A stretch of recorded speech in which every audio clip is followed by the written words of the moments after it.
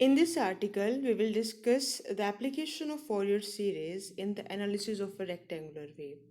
और उसके लिए हमने एक रेक्टेंगुलर वेव ली जिसका एम्पलीट्यूड है plus A if we take the time period between T and T by two, और उस वेव का एम्पलीट्यूड है minus A in the time period between T by two and T.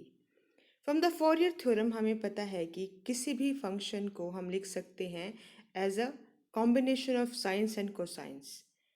तो आपको Fourier series पता है, that is equal to A naught plus summation A N cos N X plus B N sine N X. उसके बाद आप क्या करते हैं, उसके बाद इवेल्युएट करते हैं उस पर्टिकुलर केस के लिए इस फोरियर सीरीज के कॉफिशिएंट। तो सबसे पहले हम बात करते हैं फर्स्ट कॉफिशिएंट जो कि है ए नोट। तो that coefficient is equal to 1/t integration of Y D T. जो आपका ए नोट कॉफिशिएंट है वो जनरली आप कैसे लिखते हैं, अगर आप किसी टी टाइम पीरियड के लिए वो कॉफिशिएंट डिस्कस करना चाहते हैं तो उसकी वैल्यू होती है 1/t integration of 1/t F of omega T D T, जहाँ पे एक वो फंक्शन है एफ ओमेगा टी जिसके लिए डिरिचलेट कंडीशन सेटिस्फाई हो रही है और ये फंक्शन पीरियोडिक है 0 to t टाइम पीरियड में। तो उसके बाद आप क्या कहते हैं, on these lines you write down the value of A note for this rectangular wave. तो 0 to t टाइम पीरियड यहाँ पे दो पार्ट्स में स्प्लिटेड है, एक 0 to t/2, then from t/2 to t, जो कि यहाँ पे इस ग्राफ में भी प्रेजेंटेड है। तो आप इसको इंटीग्रेट करते हुए दो पार्ट्स में डिवाइड कर लेंगे because the limits and the corresponding functions are different in these two parts. तो 0 to t/2 की हम बात करते हैं तो उस केस में y की वैल्यू है a। तो आप यहाँ पे पुट कर दीजिए।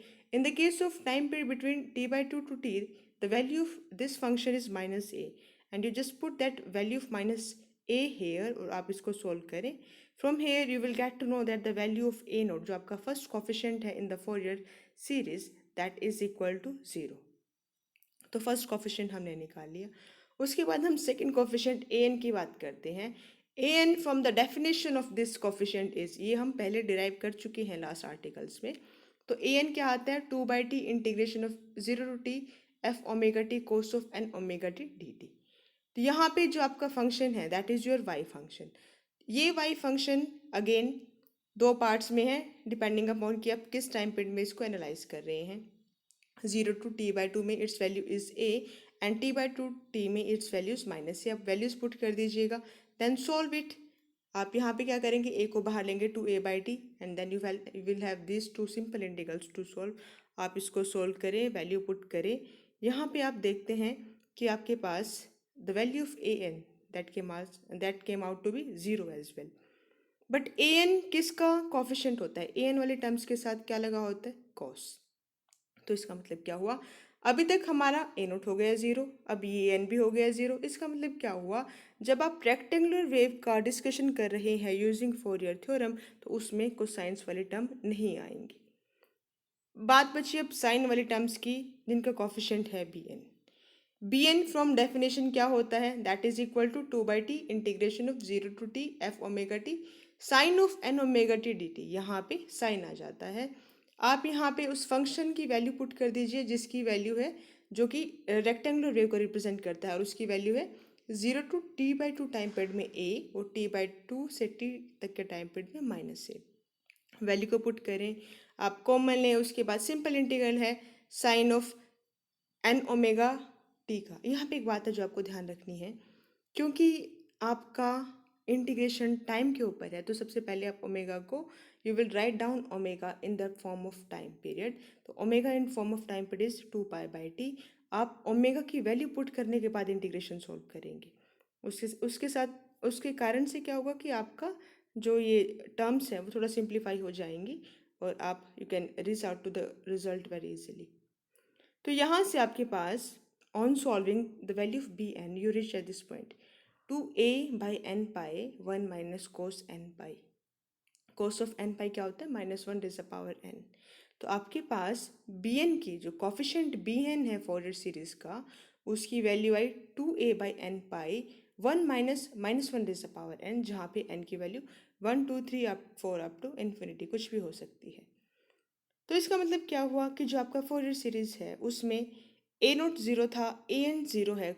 जो आपका टर्म्स बचा सिर्फ और सिर्फ साइन वाला टर्म्स बचा फोरियर सीरीज में, और जो उन टर्म्स के कॉफिशिएंट्स हैं आप वो इंडिविजुअली कैलकुलेट कर सकते हैं। जो B1 है, जो फर्स्ट कॉफिशिएंट है साइन का, दैट इज़ उसका जो एम्पलीट्यूड है 4a/पाई है। जो सेकंड कॉफिशिएंट है उसकी वैल्यू आती है 0, थर्ड कॉफिशिएंट की 4a/3 पाई, इसी तरीके से फोर्थ कॉफिशिएंट की 0। तो आप यहाँ पे ये देख रहे हैं कि जो साइन वाली टर्म है उसमें भी जो ओड कॉफिशिएंट्स है उनकी वैल्यू तो कुछ ना कुछ आ रही है, बट जो आपका इवन कॉफिशिएंट्स है वो सारे के सारे नलीफाई हो रहे जा रहे हैं, वो सबकी वैल्यू 0 आ रही है। तो आप इक्वेशन नंबर फर्स्ट में पुट करें जो कि आपका फोरियर सीरीज था, उसमें आप पुट करें। उसमें आप देखते हैं कि ए एन वाली सारी टर्म 0 है, सॉरी ए नोट वाली सारी टर्म 0 है, ए एन वाली सारी टर्म 0 है, और जो बी एन वाली टर्म्स है उसमें जो इवन टर्म्स हैं वो 0 आ रही हैं। तो आपके पास क्या आया? आपके पास सारी की सारी इंफॉर्मेशन, मतलब ए नोट, ए एन और बी एन इक्वेशन नंबर 1 में पुट करने के बाद equation number this, suppose this is your equation a, आप इक्वेशन ए पे आ गए। तो दैट इज इक्वल टू 4a/पाई sine omega t plus 1/3 sine 3 omega t plus 1/5 sine 5 omega 2 up to 1/n sine of n omega T. तो हम अगर इस इक्वेशन नंबर ए में से पहली 3 टर्म्स कंसिडर करें, तो जो इसके फर्स्ट 3 कॉन्स्टिट्यूएंट्स हैं उनको देखते हैं। जो आपका फर्स्ट कॉन्स्टिट्यूएंट है that is equal to y is equal to 4a/पाई साइन ओमेगा टी। जो सेकंड कॉन्स्टिट्यूएंट है that is 4a/3 pi sine 3 omega t, my apologies. और जो आपका थर्ड है वो 4a/5 pi sine of 5 omega T. तो इन तीनों पार्ट्स को आप थोड़ा एनालाइज करें। तो इनके अगर हम एम्पलीट्यूड को देखें, फर्स्ट, सेकंड और थर्ड, ये जो थर्ड टर्म, तीनों टर्म है, इनके अगर हम एम्पलीट्यूड को देखें तो हम कह रहे हैं कि जो इनका एम्पलीट्यूड है वो 1:1/3:1/5 इस ऑर्डर में डिक्रीज हो रहा है। यहाँ पे भी देखिए जो एम्पलीट्यूड है फर्स्ट केस में 4a/पाई, सेकंड के केस में है 4a/3 पाई और थर्ड के केस में है 4a/5 पाई। तो इसका मतलब क्या हुआ, जैसे जैसे आप इस सीरीज़ में आगे बढ़ते जा रहे हैं तो जो आपका ये एम्पलीट्यूड्स हैं ये डिमिनिश होते जा रहे हैं।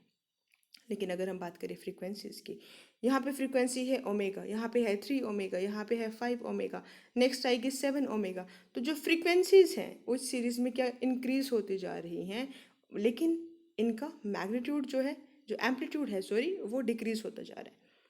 लेकिन फेज़ की अगर हम बात करें तो फेज़ सारे के सारे जो कॉन्स्टिट्यूएंट टर्म्स हैं उनका सबका ही सेम है। डिफरेंस किस में आ रहा है? सिर्फ एम्पलीट्यूड और फ्रीक्वेंसीज में। तो अगर हम इस चीज़ को ग्राफिकली समझना चाहें तो हमारे पास 3 कंपोनेंट हमने लिए थे। जो आपका फर्स्ट कंपोनेंट है सिंपली है साइन ऑफ ओमेगा टी। तो first component sine of omega T के कोरिस्पॉन्डिंग जो आप ग्राफ ड्रॉ करेंगे that is your this graph, जो ये बड़ा वाला ग्राफ है। साइन ऑफ 3 ओमेगा टी, इसका amplitude sine of omega T से तो कम है और फ्रीक्वेंसी थ्राइस है।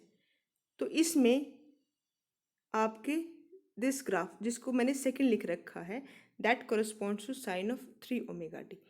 साइन ऑफ 5 ओमेगा टी में इस टी से लेके t/2 के बीच 5 बार आपका वाइब्रेशन हो जाना चाहिए। तो जो आपका थर्ड है, this third point, this represent the third constituent of above series. तो अगर हम इनका रिजल्टेंट देखें it came out to be something like this. किसका रिजल्टेंट है ये? जो आपका फोरियर सीरीज है इसके पहले 3 कॉन्स्टिट्यूएंट्स का रिजल्टेंट है।